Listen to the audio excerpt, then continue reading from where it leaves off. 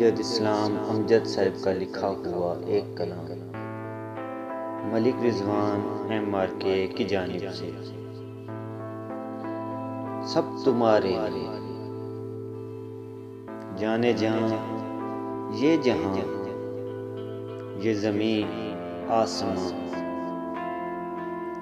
ये मेरे रात दिन खाक है तेरे बिन।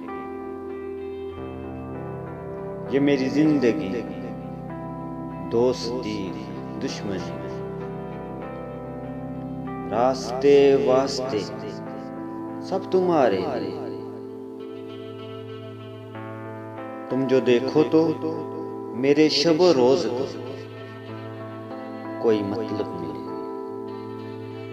तुम जो पूछो तो मेरे हर एक लफ्ज को कोई रुतबा मिले, कोई मनसब मिले। तुम जो सोचो मेरे वास्ते कुछ भी,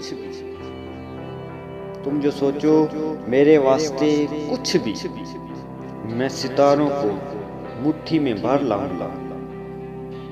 तुम अगर एक दिन मुझको आवाज दो, तुम अगर एक दिन मुझको आवाज दो, मैं जहां पर भी हूं लौट कर आऊंगा।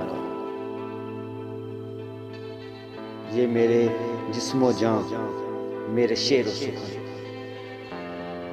ये मेरे जिस्मो जां मेरे शेर व सुखन, मेरी तन्हाइयां बज़म आराइयां अब तुम्हारे लिए, सब तुम्हारे लिए।